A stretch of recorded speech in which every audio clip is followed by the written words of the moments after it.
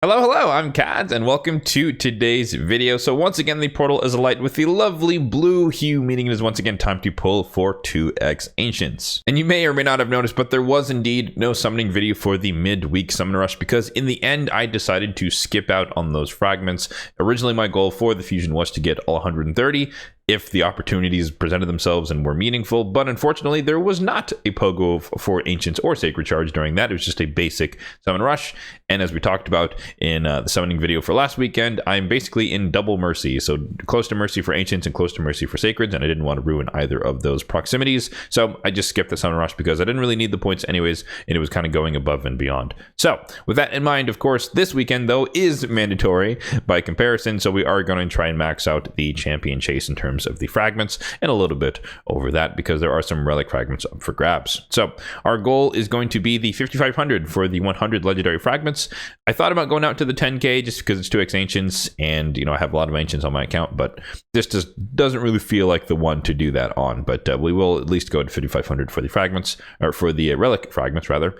And then yeah, the fusion bits are much lower, pretty standard amounts, 1300 for the lower node and then 3000 for the upper node, so relatively accessible, especially with the amount of free points that we should be getting here shortly. So let's start things off with the summon pool. So it's coming to an end today, and we've got our 2 free summons, one from the soul chase that we did a few days ago, and then one from the previous summon pool where I just saved the fragments up until this one, hoping that it was a decent one. And honestly, I think it's okay in terms of the one of the headline champions. I already have Fina on my account, even though I don't use her at the moment, but I am quite intrigued by Talena here, Souls here, just because she's kind of like a mini Fabian, so to speak, with the lockout decrease buffs, which is, you know, polymorph proof and whatnot, and also the AoE poisons, which is really strong. And notably, one thing that I feel like people are underestimating here, at least, you know, if you're thinking more poison explosion type compositions, it is rare to have a 3-turn poison versus a 2-turn poison, even though there's only 2 of them. And so just more poisons means it's more ticks towards activation, which is really, really strong. But anyways, before we get ahead of ourselves, let's claim our 2 epics from our 2 prism shards here and start off the champion chase with 500 points at the bare minimum. So Vergis, unfortunate, not much to say about him. You know, he's a really tanky epic, but for my account, he's not really that useful. And then a duplicate copy of Neldor, who unfortunately on my account is already +4, so this is just going to be a food champion. But yeah, that's the most likely outcome. As I always talk about when it comes to these summon pools, 94% chance to get an epic, which is more likely than you get a legendary, which is the 6% chance, i.e. a sacred shard. So to be expected, 500 points there from the 2 prism shards, but we are not done with the free points. I've been sitting on Masahiro for a while now, so we finally get to summon him, just because they skipped the last champion chase because I think it was primals during a summon rush or something like that, and so we didn't have a champ chase. So we've been waiting and waiting and waiting for basically a month, and now we can finally summon Masahiro onto my account, and I do intend to build him and use him up at the very least for like hard mode faction wars type stuff. So another 500 points in the bank. And as you can see there, I also overshot his fragment summon when he came around, so I get to use the extra 15 fragments towards High Mother Maud here. I'm going to save an Axia for some future champion chase. This again just doesn't feel like the one. It's 2x Ancients, which is really easy to do by comparison to the other ones. So maybe the next 2x Sacreds, 2x Voids, if I'm feeling like once again preserving mercy and or just saving shards in general. So with that, we're starting off the champion chase with 1,000 points. We're effectively 1/3 of the way towards the champion fragments, and we're 1/5 of the way towards our overall goal in terms of the relic fragments. But in terms of the overall shard count, my account at the moment, we have 544 on the Ancients, which of course we'll be diving into today.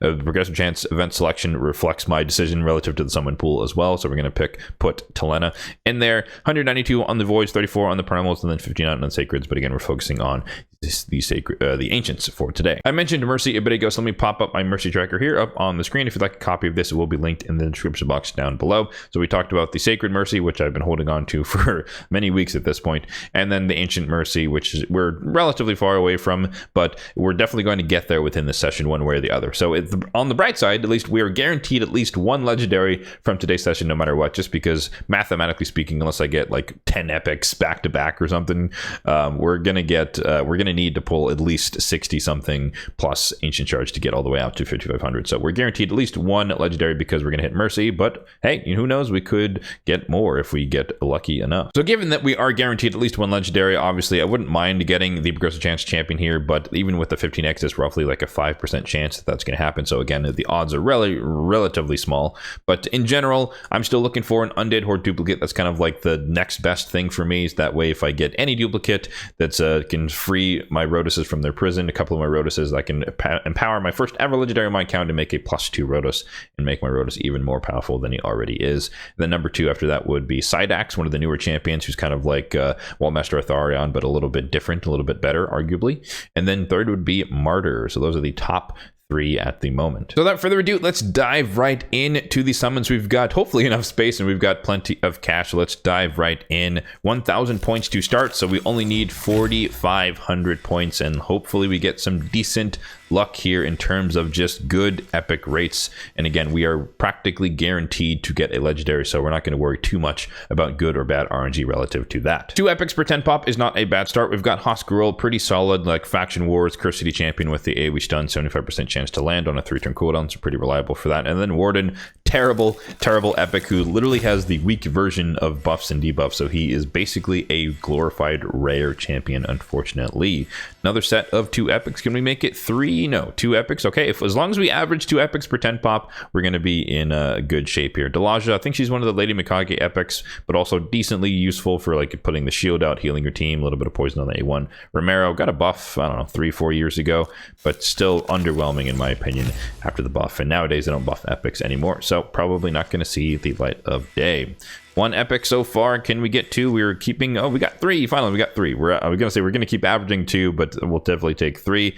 Hellgazer, everyone's favorite champion to murder in the campaign, but terrible as a champion to use. Ultimate Garlic, not great, but he can be budget AoE HP brand if you need it. And Loria, AoE freeze with the potential block revive, good for Curse City type niche content. About 3,000 points in the champion chase, so 2,500 to go. We're 40 shards in, so 50 shards on the last shard will be officially above 200, so we are now entering Mercy. Fenshi, decent champion, lots of multi-hit abilities here, triple hitter, double hitter here, triple hitter here, so great for Fire Knight variations, all kinds of that. And then now we are entering the hot shards, so we are entering Mercy, so we should be guaranteed a legendary either on this 10 pop or the next one, because of the Mercy system. There it is, and it is a dark elf, not a high elf, unfortunately, and it is Lanicus the Chosen. Okay, that's a duplicate for me,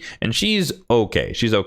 Like, I do use her in the Curse City because she is a niche ally attack champion. She brings in 3 random allies, and she can also extend buffs and fill turn meter, so she's one of the better ally attackers. It's just unfortunate that she only brings in 3 allies instead of 4, so she doesn't always bring in the entire team, but nonetheless pretty cool champion. Extra turn here potentially, and baked into the kit I run her in just a bare bones relentless set. And yeah, use her on Fire Knight variations in the Curse City. So not exactly who we were looking for, but we'll take it. New champion is a new champion, or I guess in this case, a duplicate champion is a new champ, but we will take it. Wearing on the Silken is a decent budget reviver for the Sylvan Watchers if you're desperate, but honestly, Tree Shield not, whose avoid rare is a lot better. And then Filja here is okay. Turn meter depletion, decent amount of damage. And she's kind of like a nuker-esque champion, but I've not built her myself, but I've heard she hits relatively hard and could be useful for niche content, Curse City, Faction Wars, etc. All right, 4,400 or so in the champion chase. Let's keep it going. We basically have 1,000 points to go. That's unfortunate. I was kind of hoping for something new to build, but I guess we have Masahiro at least to work on him, so he was guaranteed from the previous fusion. And yeah, we reset Mercy, so we should be at the very, very bottom. And actually 4 epics might have just done it. We were at 4,400 and the goal is 5,500, so let's double check in the champion chase. I think that should have pushed us over the target of the 5,500. No, not quite, just a little bit short. Okay, mental math is a bit off. We are 50 points away. Well, let's be practical here and say that there is champion training going on right now. I'm going to be running the campaign for the next couple of days, so we are going to get the incubi and or the other rare champions from the campaign. So 50 points. It's not worth doing another 10 pop because I'll get there naturally without really having to try all that hard and just by playing the game. So we'll call it there 80 ancients, I think, overall, somewhere around there. But yeah, surprisingly no energy from the champion chase, but we do get some gems at least. But yeah, that's basically the target, 5,500, and we procced a Mercy, so we reset Mercy on Ancients, and we got Atlanticus the Chosen, and I don't know what the red dot is. Is there a new...